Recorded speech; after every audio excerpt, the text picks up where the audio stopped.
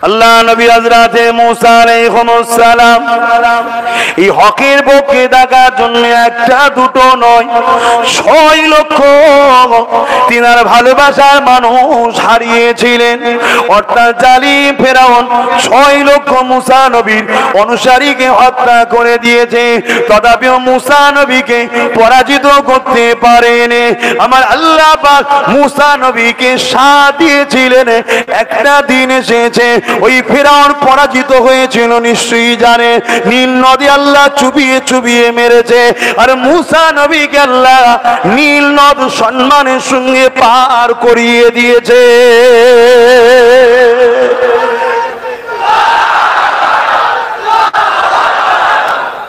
আল্লাহ নবী মদিনার নববী শরীফে বসে আছেন। এমন সময় একটা যুবক এসে বলল, ইয়া রাসূলুল্লাহ হাবিবাল্লাহ, আমি আপনাকে ভালোবাসি। ইয়া রাসূলুল্লাহ হাবিবাল্লাহ, আমি আল্লাহ পাককে ভালোবাসি। আল্লাহ নবী বললেন, বাবা তুমি কি জানো ইসলাম কি শিক্ষা দেয়? ওই যুবকটা বলেছিলেন, ইয়া রাসূলুল্লাহ হাবিবাল্লাহ, হুজুর আমি জানি ইসলাম এক আল্লাহর দাসত্ব শিক্ষা দেয়, ইসলাম ন্যায়ের শিক্ষা দেয়, ইসলাম সভ্যতা শিক্ষা দেয়। ইয়া রাসূলুল্লাহ হাবিবাল্লাহ, ইসলাম ইনসাফের শিক্ষা দেয়, ইসলাম ইনসানিয়াতের শিক্ষা দেয়, ইসলাম গরিবদেরকে সাহায্য শিক্ষা দেয়, ইসলাম গরিবদেরকে ভালোবাসার শিক্ষা দেয়, ইসলাম মা বাপকে সম্মান করা শিক্ষা দেয়, ইসলাম নারীদেরকে মর্যাদা দেওয়া শিক্ষা দেয়, ইসলাম বড়দেরকে সম্মান দেওয়া শিক্ষা দেয়, ইসলাম ছোটদেরকে স্নেহ করা শিক্ষা দেয়, ইসলাম গরিবদের অধিকার দেওয়া শিক্ষা দেয়। ইয়া রাসূলুল্লাহ হাবিবাল্লাহ, ইসলাম এক কথায় সাম্যের বাণী শিক্ষা দেয়। ইয়া রাসূলুল্লাহ হাবিবাল্লাহ, আমি জানি আমি আপনাকে ভালোবাসি, আমি আল্লাহকে ভালোবাসি। আল্লাহ নবী বলেছিলেন, বাবা ছেলে তুমি কি বলছো বাবা, একটু কি চিন্তা করে বলছো বাবা? জি ইয়া রাসূলুল্লাহ, আমি বড় চিন্তা করে বলছি। বলো বাবা কি বলছো? ইয়া রাসূলুল্লাহ হাবিবাল্লাহ, আমি আল্লাহকে ভালোবাসি, আপনাকে ভালোবাসি। আল্লাহ নবী বলেছিলেন, এ বাবা যুবক তুমি তৈরি হয়ে যাও বাবা। ইয়া রাসূলুল্লাহ হাবিবাল্লাহ, কিসের জন্য? আল্লাহ নবী বলেছিলেন, বাবা ছেলে আমার আল্লাহ পাক তোমাকে পরীক্ষা নেবে বাবা। কেননা মুমিনকে আল্লাহ পরীক্ষা নেয়, বিভিন্ন দিক দিয়ে পরীক্ষা নেয়, কখনো গরিব বানিয়ে পরীক্ষা নেয়, কখনো ধনী বানিয়ে পরীক্ষা নেয়, কখনো এলেম দিয়ে পরীক্ষা নেয়, কখনো এলেম না দিয়ে পরীক্ষা নেয়, কখনো মা বাপ দিয়ে পরীক্ষা নেয়, কাউকে মা বাপ কেড়ে নিয়ে পরীক্ষা নেয়, কাউকে এতিম বানিয়ে পরীক্ষা নেয়, কারো বাপ মা বৃদ্ধা অবস্থায় পড়ে আছে এইভাবে পরীক্ষা নেয়, কাউকে আল্লাহ নেতা বানিয়ে পরীক্ষা নেয়, কাউকে আল্লাহ পাক পূজা বানিয়ে পরীক্ষা নেয়। বাবা ছেলে শুনে রেখে দাও, তোমার জীবনের চলন যেন আল্লাহর খুশির জন্য হয়, তোমার জীবনের চলন যেন উসওয়াতুন হাসানা, আমাকে আল্লাহ ভালো মডেল করেছে, আমাকে ফলো করে জেনে হয়। বাবা ছেলে তোমার উপরে আল্লাহ পাকের অনেক পরীক্ষা আসবে বাবা, তুমি ধৈর্যের সাথে ওই পরীক্ষার মোকাবেলা করবে। আল্লাহকে খুশি করার জন্য এই পরীক্ষার জন্য তুমি প্রস্তুত হয়ে যাও। তাহলে আপনারা যারা আল্লাহকে ভালোবাসেন, নবীকে ভালোবাসেন, কষ্ট হলে একটু হাত তুলে দেখাবেন। বাপ রে বাপ, সবাই ভালোবাসেন, হাত না বা। তাহলে আপনারাও তৈরি হন, পরীক্ষা আসবে, আল্লাহ পরীক্ষা নেবে। কাউকে আল্লাহ রূপ দিয়ে পরীক্ষা নেবে, কাউকে আল্লাহ যৌবনের পাওয়ার দিয়ে পরীক্ষা নেবে, কারো আল্লাহ তাকত দিয়ে পরীক্ষা নেবে, কাউকে আল্লাহ বা জবানের কথা দিয়ে পরীক্ষা নেবে। মনে রেখে দিও, এই পরীক্ষা যদি তুমি ধৈর্য ধরে একমাত্র আল্লাহর খুশির জন্য আগাও, তবে মনে রাখবে তোমার দুনিয়াটাও কামিয়াবি হবে, আখিরাতটাও কামিয়াবি হবে। নচেত তোমার দুনিয়াতে কিছুদিন হয়তো দাব দাবা চলবে, কিন্তু আখিরাতটা তোমার বরবাদ হয়ে যাবে। এই যুবকেরা তরুণেরা, হকের পক্ষে থাকা, আল্লাহর পক্ষে থাকা, ন্যায়ের পক্ষে থাকা এতটা সহজ নয়। কেননা ইতিহাসে পাতা সাক্ষী দেয়, যারাই দুনিয়ায় ন্যায়ের পক্ষে ছিল আমার আল্লাহ পাক তাদেরকে পরীক্ষা নিয়েছে। এই পরীক্ষা একটা বলে যায় হযরত মুসা আলাইহিস সালামের কথা। ওই মুসা আলাইহিস সালামকে আল্লাহ নবী রাসূল করে পাঠিয়েছিলেন দুনিয়ার জমিনে। মুসা নবী যখন জালিম নেতা ফেরাউনকে বলেছিল, এ ফেরাউন, রাজত্ব আল্লাহ দিয়েছে তোকে, ক্ষমতা আল্লাহ দিয়েছে তোকে, তোকে আল্লাহ লিডার বানিয়েছে, নেতা বানিয়েছে, রাজা বানিয়েছে, তোকে আল্লাহ মহারাজা বানিয়েছে, তুই সেই আল্লাহর বান্দাদের উপরে জুলুম করিস না। কেননা ফেরাউন গরিবদেরকে জুলুম করত, ফেরাউন গরিবদেরকে কিতুদাস বানিয়ে রাখত, ফেরাউন রাত্রিরে মদের আসর করত, ওখানে বেগানা নারীদেরকে নিয়ে সে নাচ গান করত। এবং ফেরাউনের যারা সঙ্গ পঙ্গ ছিল, ডায়ে বায়ে গুন্ডা বাহিনী, এক কথায় চিনবেন জি করে আপনারা, তারা রাত্রির ওই নারীগুলোকে ভোগের আসরে নিয়ে যেত। আল্লাহ নবী হযরত মুসা আলাইহিস সালাম বলেছিল, এগুলো আল্লাহ পাকের বিরুদ্ধে, এ ফেরাউন এগুলো তুমি বন্ধ করো। এই হক কথা বলার জন্য ফেরাউন মুসা সাল্লামের বিরুদ্ধে হয়ে গিয়েছিল। শুধু বিরোধী হয়নি, মুসা নবীর সাথ যারা দিয়েছিল তাদের উপরও জুলুম অত্যাচার করেছিল। শুনছেন? তাহলে আজ যদি কেউ অন্যায় সত্যের পক্ষে দাওয়াত দেয় যে অন্যায় করো না, গরিবকে লুটো না, মানুষকে অত্যাচার করো না, গরিবের চোখের পানি ফেলো না, যার অধিকার তার অধিকার না দিয়ে কেড়ে নিও না, ভাইয়ে ভাইয়ে অশান্তি করো না, নিরীহ মানুষগুলোকে মেরো না, যদি কেউ আজও বলে, তাহলে তাকে বলার আগে ভাবতে হবে মুসা নবীর সঙ্গে কি হয়েছিল, তারপরে তার বলা দরকার, যদি ওটা বলে সহ্য করতে পারে। এই কথা ঠিক না বেটি? কিন্তু এটা কাজ তোমার, তোমার কাজ ন্যায়কে প্রতিষ্ঠিত করা, অন্যায়কে মিটিয়ে দেওয়া, এটা তোমার কাজ। কে দিয়েছে? জোরে বলবেন না, আল্লাহ দিয়েছে। আমার আলোচনায় কি আপনাদের অসুবিধা হচ্ছে? মাইকের আওয়াজে বুঝতে পাচ্ছেন? তাহলে এটা তোমার কাজ, করতে হবে। দুনিয়ায় কোনো কেউ কাজ দিল, অমুক বড় লাফালাফি করছোর মাথাটায় বাঁশ মারো, দুনিয়ায় কেউ তোমায় কাজ দিল, অমুক বড় কথা বলছো ওকে একটু সাইজ করো, দুনিয়ায় তোমায় কেউ কাজ দিল এই এলাকার মসজিদটাকে ভেঙে দিতে হবে, দুনিয়ায় তোমায় কেউ কাজ দিল ওর বাড়িটাকে ভেঙে দিতে হবে, দুনিয়ায় তোমায় কেউ কাজ দিল ওকে মিথ্যা কেসে জড়াতে হবে। দুনিয়ার এই শয়তানদের জন্য তুমি আল্লাহ দেওয়া নিয়ামতের হাত দিয়ে গরিবের মাথায় আঘাত করলে, দুনিয়ার এই শয়তানদের চক্রান্তে পড়ে আল্লাহ দেওয়া জিন্দেগি নিয়ে তুমি এই অন্যায়টা করতে পারলে। কিন্তু তোমার খালেক তোমাকে যে কাজ দিয়েছে, গরিব যে ক্ষুধার্ত তাকে খাবার দাও, যার ঘর নেই তাকে তোমার স্বার্থ থাকলে দাও, যে অসহায় তাকে আশ্রয় দাও, যে বিপদে পড়েছে তাকে আশ্রয় দাও, তাকে সহযোগিতা করো। এ আল্লাহ পাকের সৃষ্টি মখলুক শ্রেষ্ঠ মানুষ, তাহলে তোমার আমার কি উচিত নয় সেই অসহায় গুলো সাথ দেওয়া? হ্যাঁ, সাথ দেওয়া দরকার, কিন্তু এই কাজ করতে গেলে বাধাটা কেমন হবে দেখে, কারণ এই কাজগুলো করা আল্লাহ পাকের পক্ষে। মুসা আলাইহিস সালামের উপরে ফিরআউনের অত্যাচার শুরু হয়ে গেল। কত অত্যাচার করেছিল এ যুবকেরা মুসা সাল্লামের সাথ দেওয়ার জন্য 40টা বছর ধরে মানুষকে নিজেদের ঘর বাড়ি ছেড়ে দিয়ে মুসা সাল্লামের সঙ্গে পালিয়ে পালিয়ে বেড়াতে হয়েছে। ক বছর? কথা বলবেন তো? হকের পক্ষে থাকলে 40 বছর ঘর ছাড়া হতে পারো, থাকবে? হকের পক্ষে থাকবে? কথা বলছেন হ্যাঁ কি না বলো, না হলে সেটাও বল। থাকবে? হাত তুলে বলো কারা থাকতে যাও। 40 বছর ঘর ছাড়া হতে পারো, 40 বছর বাইরে কাটাতে হতে পারে, হকের পক্ষে থাকতে রাজি? হাত না বা। এই মাইন্ডটাকে সেটিং করো। কেন হকের পক্ষে থাকলে 40 বছর ঘর ছাড়াতে হবে, তার ইতিহাসটা আছে। তথাপিও তারা কিন্তু আল্লাহ ছাড়েনি, হক ছাড়েনি। কিন্তু যারা হকের পক্ষে ছিল তারা দুনিয়ায় আল্লাহর খুশির জন্য 40 বছর হলো তারা ধৈর্যের সাথে হককে ছাড়েনি। তাদেরকে আল্লাহ দুনিয়াতে আজও ইজ্জতের সাথে রেখেছে। দেখো ফেরাউনকে লোক শয়তান বলে ডাকে, আর মুসা আলাইহিস সালাম বলে সবাই বড় তাজিমে আজও ডাকে। জোরে বলুন সুবহানাল্লাহ। আমি বোঝাতে কি চাইছি বুঝতে পারছেন? দুটো দল আছে, রহমানের শয়তানের। কোন দলে থাকবেন ঠিক করুন। রহমানের দলে থাকলে ইতিহাসগুলো জানতে হবে যে আমার উপরে এই ঝড় আসতে পারে, সেই মাইন্ড ঠিক করে আগান।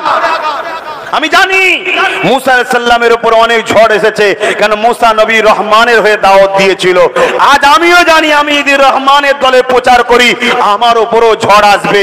আমি মাইন্ড সেটিং করে নিয়েছি, হাজারো ঝড় এলো রহমানের দলই করব, এই জন্যই বলছি, নাই বলতাম না।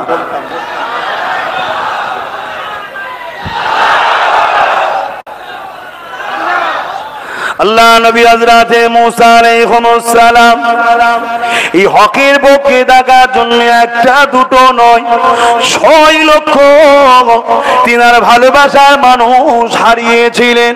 অর্থাৎ জালিম ফেরাউন 6 লক্ষ মুসা নবীর অনুসারীকে হত্যা করে দিয়েছে, তথাপিও মুসা নবীকে পরাজিত করতে পারেনি। আমার আল্লাহ পাক মুসা নবীকে সাথ দিয়েছিলেন। একটা দিন এসেছে ওই ফেরাউন পরাজিত হয়েছিল, নিশ্চয়ই জানে, নীল নদী আল্লাহ চুবিয়ে চুবিয়ে মেরেছে, আর মুসা নবীকে আল্লাহ নীল নদ সম্মানের সঙ্গে পার করিয়ে দিয়েছে।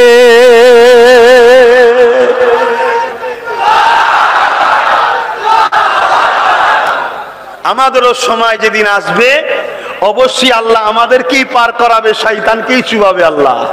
এটা বাস্তব, এটা ইতিহাস বলছি, বাস্তব বলছি, গল্প বলছি নাকি আপনাদের কাছে?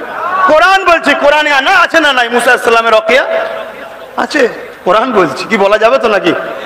না এসব ওয়াজ করলেও ফতোয়া দেবেন?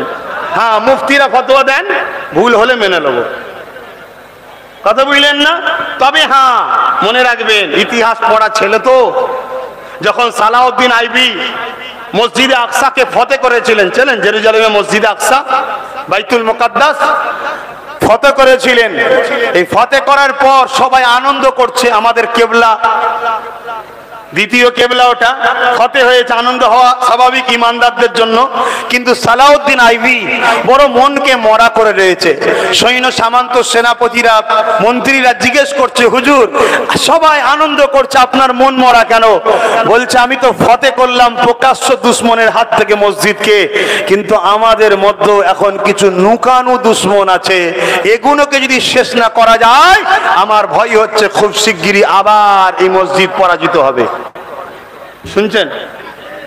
তাই সালাউদ্দিন আইবি একটা স্পেশাল গোয়েন্দা দল তৈরি করলেন। ওই স্পেশাল গোয়েন্দা টিম শামের মসজিদের যে মেন ইমাম তার পিছনে লাগানো হলো। তিনার পিছনে হাজারো নয় লক্ষ লোক নামাজ পড়তে একসাথে, এত বড় ইমাম। এবং তার চর্চা সেই সময়ে সারা পৃথিবীতে ছিল। দুজন গোয়েন্দা তেনার সঙ্গে উঠা বসা করতে করতে একদিন তিনার বাড়িতে গেল, ভাব ভালোবাসা হয়ে গেল। বাড়িতে যাবার পরে ওই দুজন গোয়েন্দা যে এসেছে তাদেরকে ইমাম সাহেব মদ খেতে দিচ্ছে। কি খেতে দিচ্ছে? মদ। যখনই মদটা খেতে দিয়েছে পাগড়িটা তখন খুলছে, ইমাম সাহেব ছুটতে গেছে, আর উপায় নাই, তাকে বন্দি করা হয়েছে। সেদিন যদি শামের মতো শহরেতে জামে মসজিদের ইমাম যদি একজন ইহুদি থাকতে পারে, তাহলে আজকের দিনও এই বাংলা নয় পৃথিবীতে হাজারো ইমাম আছে যারা ইসলামের দুশমনদের থেকে টাকা নিয়ে আমাদের ঘরের ছেলেদের ঘরে শয়তানের দিকে নিয়ে যাচ্ছে। ঠিক না বেঠে? আমি আবার বলে যাচ্ছি, আমার কম, আমার যুবক, আমার ভাইরা, আব্বাস সিদ্দিকী বাঁচার জন্য দুনিয়ায় আসেনি। আব্বাস সিদ্দিকী আল্লাহ দাসত্ব করার জন্য দুনিয়ায় এসেছে। এই পরীক্ষায় কামিয়াবি যদি হতে পারি তবেই আমি জান্নাত পাবো। তাই আমি হকের পক্ষে কথা বলছি। আমি জানি হকের পক্ষে বললে কি হয়, আমি জানি আমি জেনে বলছি, কারণ আমি ইতিহাস পড়েছি কারবালার। ইমামে হোসাইন পাক হকের পক্ষে থাকার জন্য পুরো পরিবার সহ বাচ্চা সহ নিজেকে কুরবানি হতে হয়েছে। তার ঘরকে আগুন লাগানো হয়েছে, তার তাঁবুকে পুড়িয়ে দেওয়া হয়েছে, তার পরিবারের নারীদেরকে বন্দী করা হয়েছে। সেদিন হোসাইন এজিদের বিরোধী করেছিল কেন?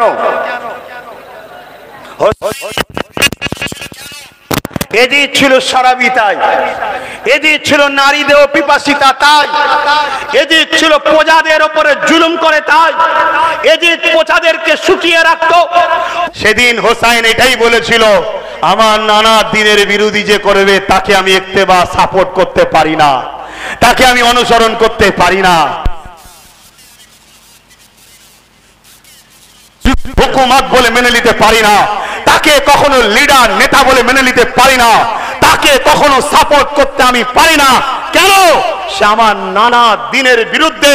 নানা নবী মোহাম্মদ রসুল নেকায়ে মোতা বন্ধ করেছিল, কন্ট্যাক্ট বিবাহ এজিদ চালু করে দিয়েছিল, এমনকি নিজের ওরসজাত মেয়ের সঙ্গে বিয়ে করা এজিদ চালু করেছিল। তোমরা জানো ইতিহাস। কিসের জোরে করেছিল? রাজ পাওয়ারের জোরে। এজিদের বিরুদ্ধে বললি কতল, বাড়ি বাড়ি বাড়ি বাড়ি বিভিন্ন জায়গায় ওই আড্ডি বলে মজা করার যে বারবার বার তৈরি করে দিয়েছিল। আজকের দিনে যে ভাষায় আপনি বুঝবেন, তখনকার সময় পতিতালয় বা বিভিন্ন কিছু নাম ছিল, তৈরি করে দিয়েছিল। এটা নবী মোহাম্মদ রসুল বন্ধ করেছিল।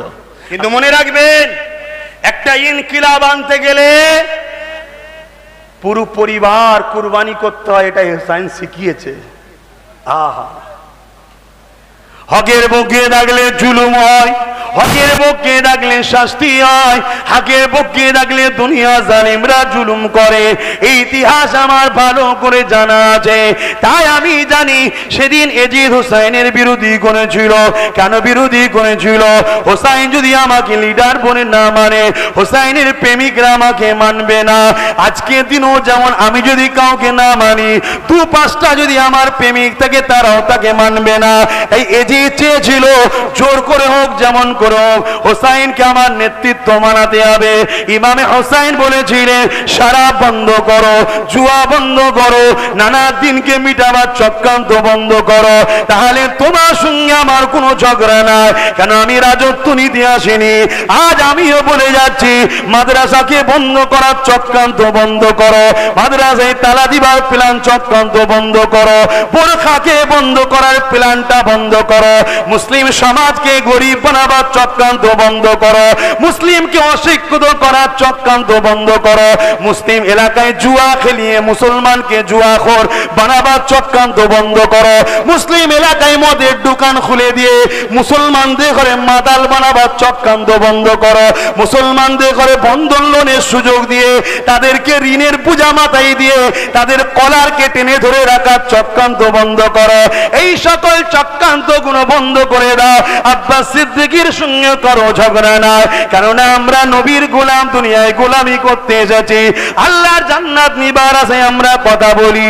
এ যুবকেরা, তরুণেরা, আজকে কোন জালিম যদি তোমায় কিছু দায়িত্ব দেয়, সেই কাজ যদি তুমি করাটাকে এত আগ্রহ মনে করো, আমাকে যিনি বানিয়েছে, আমাকে যিনি জবানে কথা দিয়েছে, আমাকে যিনি চোখে দেখার ক্ষমতা দিয়েছে, যিনি আমাকে চলার ক্ষমতা দিয়েছে, সব থেকে বড় কথা, এত হাজার হাজার লোককে যিনি এই মজলিসে এনে হাজির করিয়ে দিয়েছে, তিনি কে? জোরে বলুন কে? আপনাদেরকে আমি আনতে পারিনি, আমার আব্বারও ক্ষমতা নেই, আমার দাদারও ক্ষমতা নেই, কারো ক্ষমতা নাই। কেন? সব ক্ষমতার মালিক আল্লাহ।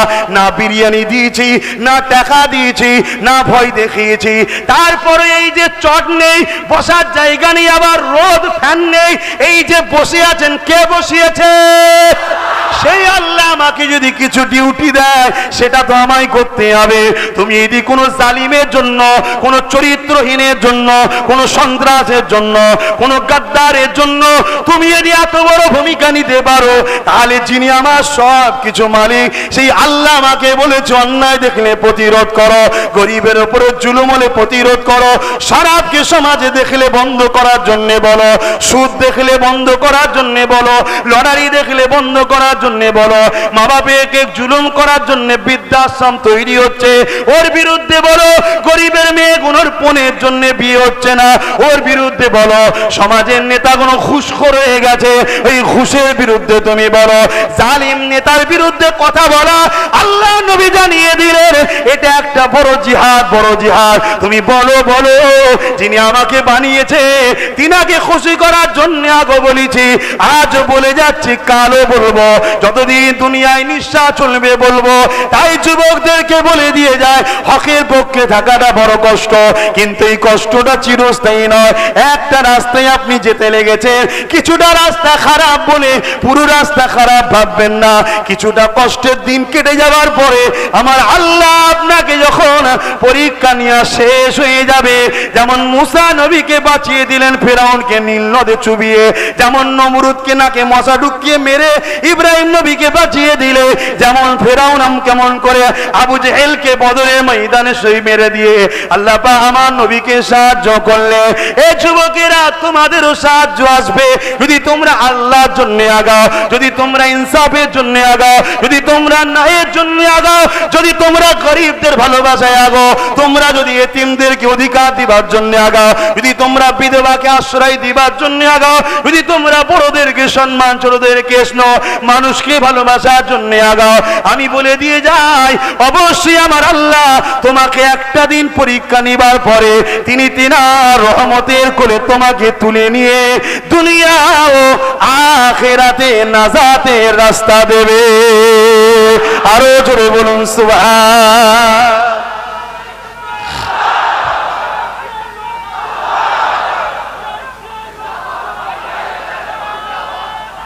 আল্লাহ, কি গো আমার সোনার ভাইয়েরা, যুবকেরা, তোমরা যে মাহফিল এসেছো আল্লাহর দরবারে কোটি কোটি শুকরিয়া। তোমাদের ঘরে তো একদল লোক মাহফিল থেকে সরাবার প্ল্যান করছে। তোমাদের এই আশাটা কিন্তু ইবলিস আর তার চালারা ভালো নজরে লেয় না।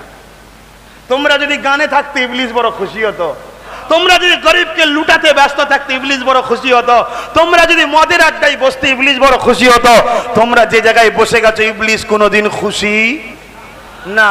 ইবলিস তো ডাইরেক্ট খুশি নয় জানি, ইবলিসের চালাগুলো কি খুশি? ইবলিসের চালা চিনবেন কি করে? চিনা যায়, চিনা যায়।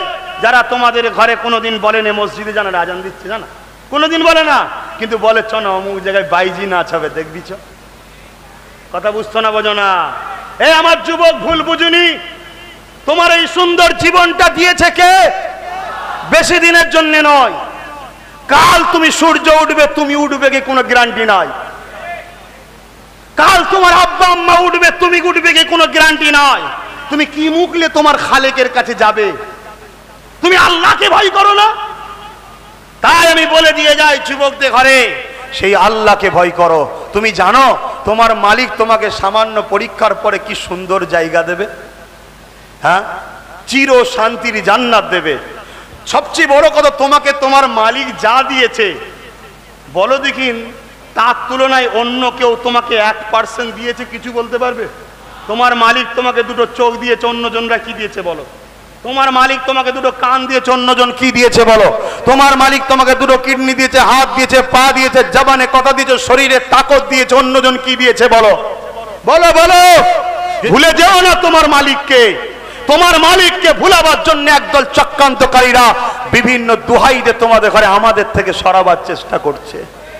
তাহলে বলুন, এজিদের পক্ষে না হোসাইন হুজুরের পক্ষে? হোসাইন হুজুরের পক্ষে থাকতে পারবেন তো? শাস্তিটা মনে আছে কি? জালিমের এজিদ যে হোসাইন হুজুরের যে কষ্ট দিয়েছিলেন হুজুরকে, এবং আল্লাহ যে পরীক্ষা নিয়েছেন হুজুরকে, ওই পরীক্ষা দিতে পারবেন তো? চিন্তা করে দেখুন। তবে মনে রাখবেন, এজিদের কি হয়েছিল জানেন? কয়েক বছর যেতে না যেতেই এজিদের শরীরে এক ধরনের বিমার হলো, যে বিমারে শুধু জ্বলছে। এজিদের এই বিমারটা এত বাড়তে লাগলো, যত সময় যায় তত বাড়ে, পেটের মধ্যে জ্বালা, পানি খেলে আরো জ্বলে। কিরম মার দেখছেন? দোদগে দোদগে দোদগে দোদগে ওনার মন্ত্রী সবাই যারা ছিল, এজিদের একটু মনটাকে ফিরিয়ে রাখার জন্য এক একদিন এক একটা নতুন নতুন নারী দিয়ে ভবনে পাঠাতো।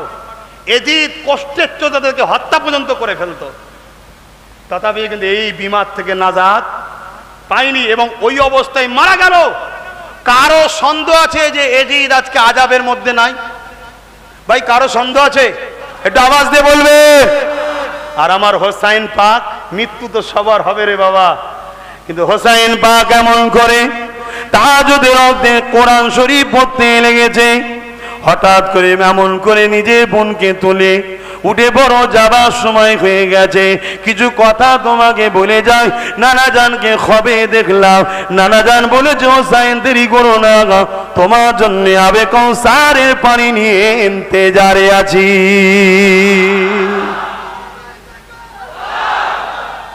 আল্লাহ, তাহলে এজিদ হলো মরণ, হোসাইন হলো ইন্তেকাল, কিন্তু এই হোসাইনের মরণ দুনিয়া থেকে জান্নাতের সার্টিফিকেট, আবে কৌসারের পানি পান করার খবর, জোরে বলুন সুবহানাল্লাহ। আর এজিদ কিছুদিন 2-5 বছর 2-3 বছর মজা করেছিল, তারপরে কি হলো? এবং যখন চলে যাবে, এজিদ তার ছেলেকে ডেকেছে, শোনো এটাও শোনো, এজিদ তার ছেলেকে ডেকে বলছে আমি তো চলে যাব মনে হচ্ছে, আমার এই সিংহাসন আমার পরে তুমি নেবে। এজিদের ছেলে বাপের মুখের সামনে বলেছিল তোমার এই সিংহাসনে আমি লাথি মারি, যেটা আমার নবীর কাঁধে চড়া হোসাইনের খুন লেগে আছে, ওই সিংহাসন আমি চাই না। জোরে বলুন সুবহানাল্লাহ, আরো জোরে বলুন। আল্লাহর পরীক্ষা দেখুন, আল্লাহর পরীক্ষা দেখুন। মুআবিয়া হুজুর ছিল নবীর প্রেমিক, তার ছেলে হয়ে গেল শয়তানের প্রেমিক, আবার তার ছেলে হয়ে গেল নবীর প্রেমিক। জোরে বলুন সুবহানাল্লাহ। আজও যদি কিছু আবু জেহেল থাকে, কিছু এজিদ থাকে, আমরা এত সুন্দর ব্যবহার করব, তাকে কানে না নিয়ে দিমাকে না নিয়ে সাইড কেটিয়ে এমন ভাবে চলে যাব, তার ছেলে ইনশাআল্লাহ আমাদের কাতারে এসে রহমানের প্রেমিক হয়ে যাবে। জোরে বলুন ইনশাআল্লাহ, আরো জোরে বলুন ইনশাআল্লাহ। কি গো, আসছে না আসে না? আসছে না আসে না? কেননা আল্লাহ বা জানিয়েছে আমার প্রেমিক তোমরা যারা হবে, আমি আল্লাহ তোমাদেরকে একটু পরীক্ষা করে নেব। খুব মন দিয়ে এই কথাটা শুনবেন একটু, বিশেষ করে যুবকগুলোকে বলছি, খুব মন দিয়ে এই কথাটা একটু শুনবেন। এ যুবকেরা, তোমার আমার প্রেম যদি আল্লাহর জন্য থাকে, ওই প্রেমটা এত কমজোর কি করে হলো? সামান্য খিদার কাছে আল্লাহর প্রেমটা হেরে যায় কি করে? শুনছেন তো? এ যুবকেরা, আল্লাহ বা জানিয়ে দিয়েছে আমাকে যারা প্রেম করে তারা দুনিয়ার কোন রক্ত চক্ষুকে পরিভয় করে না। আমাকে যারা প্রেম করে দুনিয়ার কোন শাস্তি তাদেরকে ঘাবড়াতে পারে না। আমাকে যারা প্রেম করে আমার থেকে দুনিয়ার কোন জালিম তাদেরকে সরাতে পারে না। ইতিহাস তার প্রমাণ রয়েছে, এই প্রমাণের জন্য আল্লাহ যুগে যুগে এইভাবে তার মাসুকদেরকে পরীক্ষা নেয়, আশিকদেরকে পরীক্ষা নেয়। খেয়াল করে দেখো, হযরত ইব্রাহিম খলিলুল্লাহ কথাটা খেয়াল করো। নমরুদ পৃথিবীর রাজা ছিল, নমরুদ পৃথিবীর রাজা হয়ে প্রজাদের উপরে জুলুম অত্যাচার করত। ইব্রাহিম আলাইহিস সালাম নমরুদের এই অন্যায়ের বিরোধী করার জন্য ইব্রাহিম নবীকে নমরুদ বিভিন্ন দিক দিয়ে হত্যা করতে চেয়েছে, আল্লাহ বা সর্বসময় বাঁচিয়েছে। এ যুবকেরা, নমরুদ চিন্তা করলো না, ইব্রাহিমকে একটা ভয়ানক মরণ দিতে হবে, তাহলে আমার বিরোধী কেউ যেন আর না করে। কিভাবে মরণ দেওয়া যায়? প্রকাশ্য সবাইকে জড়ো করলো, লক্ষ লক্ষ কোটি কোটি মানুষ জড়ো হয়েছে একটা বিশাল ময়দানের মধ্যে। ওই ময়দানের মধ্যে বিশাল আগুন তৈরি করেছে, কয়েক মাস ধরে কাঠ জড়ো করে বিশাল এলাকা ধরে আগুন জড়ো করে দিয়েছে। ওই আগুনটা ধরিয়ে দেওয়া হয়েছে, ওই আগুনের এত তাপ মানুষ কাছে যেতে পারছে না, দূর থেকে গোল হয়ে আগুনটাকে সমস্ত মানুষ দেখতে লেগেছে। ইব্রাহিমকে মেরে দেওয়া হবে। কেন মারা হবে? ইব্রাহিম বলেছে অন্যায় করা যাবে না, ইব্রাহিম বলেছে জুলুম করা যাবে না, ইব্রাহিম বলেছে নারীদেরকে ভোগ করা যাবে না, ইব্রাহিম বলেছে মাকে সম্মান দিতে হবে, ইব্রাহিম বলেছে তুমি রাজা হতে পারো, খোদা নয়, এক আল্লাহ ছাড়া কারো দাসত্ব চলবে না। ইব্রাহিম বলেছে প্রজাদের অধিকার তুমি দাও, প্রজাদের উপরে জুলুম কষ্ট দিও না, প্রজাদেরকে ভালোবাসো, পেয়ার করো, প্রজাদেরকে নিজের দাস দাসী চাকরানি মনে করো না। এই কথা বলার জন্য ইব্রাহিমকে মেরে দেওয়া হবে। ইব্রাহিমকে আগুনে ফেলবে কি করে? শুনছেন তো? মাইক আজ বুঝছেন তো? অসুবিধা হচ্ছে না তো? ইব্রাহিম নবীটা কে? আল্লাহর দুশ্মন না বন্ধু? আল্লাহর বন্ধুকে আগুনে ফেলা হচ্ছে। এই পরীক্ষা আল্লাহ নিয়েছে না লাইনে? ভালো মন্দ কার হুকুমে হয়? জোরে বলুন। হার জিত কার হুকুমে? কাউকে জিতাই কাউকে হারায়, উভয়টাই পরীক্ষা। যে যেতে তারও পরীক্ষা সততার, যে হারে তার পরীক্ষা সবরের। শুনছেন না শোনেন না? তো ইব্রাহিম নবীকে আল্লাহ পরীক্ষা নিচ্ছে, তার বন্ধুকে যদি এই পরীক্ষা নেয় তাহলে আমাদের কি পরীক্ষা নেবে জানেন তো? কি গো, পাস করতে পারবেন? বলো ইনশাল্লাহ। তবে হ্যাঁ, এতটুকু আমি জানি, আল্লাহ তোমাকে আমাকে ওই পরীক্ষা নেবে না যে পরীক্ষা নবীদের নিয়েছে। কেন? আমাদের ইমান বড় কমজোর, আল্লাহ জানে। সামান্য একটু নেয়। বাজারে কলসি কেনেন, কলসি, মাটির কলসি। কে কে কলসি চেনেন? একটু হাত তুলে দেখান তো ভাই। আলহামদুলিল্লাহ, সব তো কলসি চেনেন। আবার আমি বলবো না যে কলসির ব্যবসা করো, না, ওটা বলতেছি না। আমি কলসির বিষয়ে অন্য কথা বলতে এসেছি। কলসি প্রয়োজনে কেনেন না, কেনেন না, পানি রেখে খান। কলসির পানি বড় ঠান্ডা হয়, আয়রনটা টেনে নেয়। এখন তো ফিল্টার সব কিসব বেরিয়েছে। আগেকার সময় জিনিসগুলো দেখতে খারাপও অরিজিনাল ছিল। তো এই কলসি যখন কেনেন কি করেন? একটু বাজিয়ে দেখেন। কেন ভাই? খারাপ হলে নেবেন না। আপনি যদি চালাক হন, আমার আল্লাহ আপনাকে আমাকে নেবে, আপন করবে, একটু বাজিয়ে দেখবে না? এ কথা বুঝছেন না, বোঝেন নেই? একটু যেই বাজাই অমনি মন খারাপ হয়ে যায়। কেন মন খারাপ করবে না, মজবুত হয়ে থাকো। তুমি যদি হকের পক্ষে থাকো, সত্যের পক্ষে থাকো, আহলে রসুলদের পক্ষে থাকো, কোরাইশদের নেতৃত্ব মেনে থাকো, মজবুত হয়ে থাকো, তোমার রাস্তাটা কঠিন হতে পারে কিন্তু আল্লাহ কোনোদিন তোমায় ছেড়ে দেবে না। তুমি কি অবশ্যই কামিয়াবি করবে। জোরে বলুন সুবহানাল্লাহ। এটা হতেই হবে, এটা নিয়ম, ইসলাম বলছে। ভাই হুজুরের কথাটা একটু বলবো, ইব্রাহিম নবীর কথাটা। আহারে ইব্রাহিম আলাইহিস সালামকে চরকি তৈরি করা হয়েছে, ওই চরকিতে ঘুরিয়ে ছুঁড়ে ফেলে দেওয়া হবে। যে আগুনের কাছে লোক যেতে পারছে না, সেই আগুনে ফেলা হবে। ইব্রাহিম নবী দেখছে মুহূর্তটা কেমন। ভাই তোমাকে যদি ফেলা হয় কি বলবে? আল্লাহর কিরে বলছে, ওই আল্লাহ ছেড়ে দে, তোকেই আল্লাহ বলবো আমায় ছেড়ে দে। হাসুনি, আমাদের ইমান এত কমজোর না, কমজোর না। হ্যাঁ, আল্লাহ নবী হযরত ইব্রাহিম আলাইহিস সালাম, মন দিয়ে শুনেন, এই কথাটা বলে দোয়া করছে নাকি একটু বলবো? কারা কারা শুনতে চান না হাত তোলেন। 7 দিন ধরে এই হলো।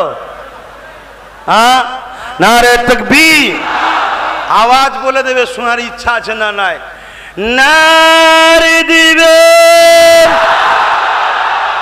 হ্যাঁ, আস্তে। আমরাও আল্লাহ আকবার বলেছি, মসজিদে আল্লাহর ঘরেও আল্লাহ আকবার হচ্ছে।